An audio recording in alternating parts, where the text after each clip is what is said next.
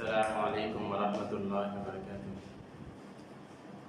الحمد لله نحمده ونستعينه ونستغفره ونؤمن به ونتوكل عليه ونعوذ بالله من شرور أنفسنا ومن سيئات أعمالنا.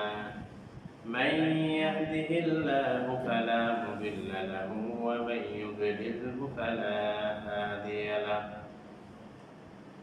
أرسله الله تعالى بالحق بشيرا ونذيرا وداعيا إلى الله بإذنه وسراجا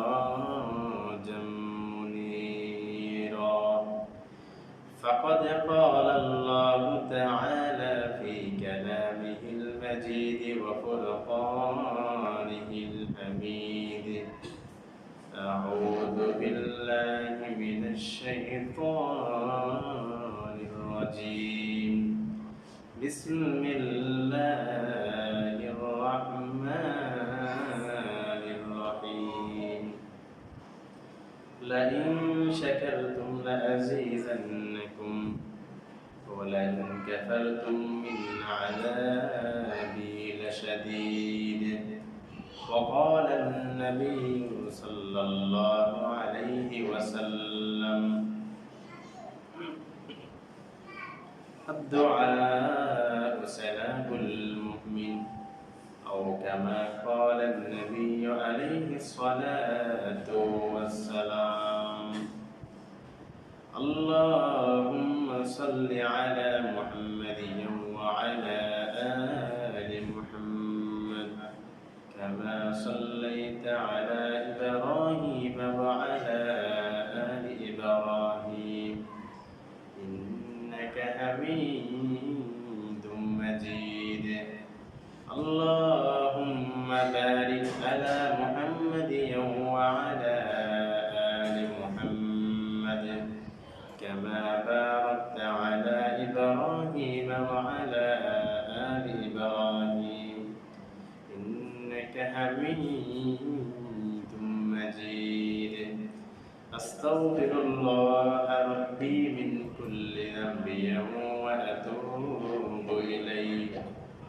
لا حول ولا قوة إلا بالله العلي العظيم. صدق الله المولانا العظيم.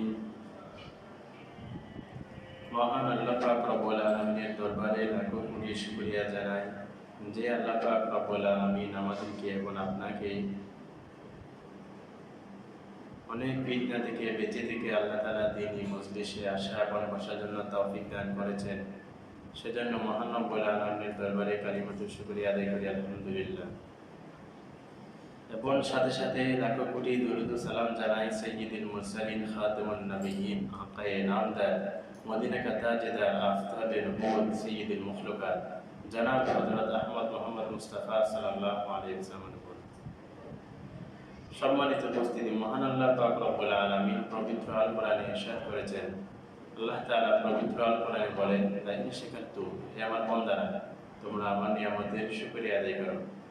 এরপর আল্লাহ পাক রব্বুল আলামিন বলেন: আজিজান্নাকুম, যদি তোমরা আমার নিয়ামতের শুকরিয়া আদায় করো তবে আমি তোমাদের নিয়ামতকে বৃদ্ধি করে দেব।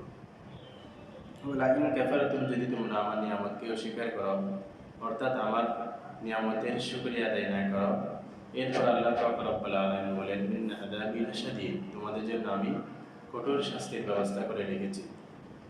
সেজন্য আল্লাহ পাক রব্বুল আলামিন যে নিয়ামত দিয়েছেন সেই নিয়ামতের শুকরিয়া আদায় করা। যখন বান্দা নিয়ামতের শুকরিয়া যত বেশি আদায় করে তত বেশি আল্লাহ পাক রব্বুল আলামিন তার নিয়ামতকে বৃদ্ধি করিয়ে দেন। মহান আল্লাহ পাক রব্বুল আলামিন যখন কোনো বান্দা পৃথিবীর লোকে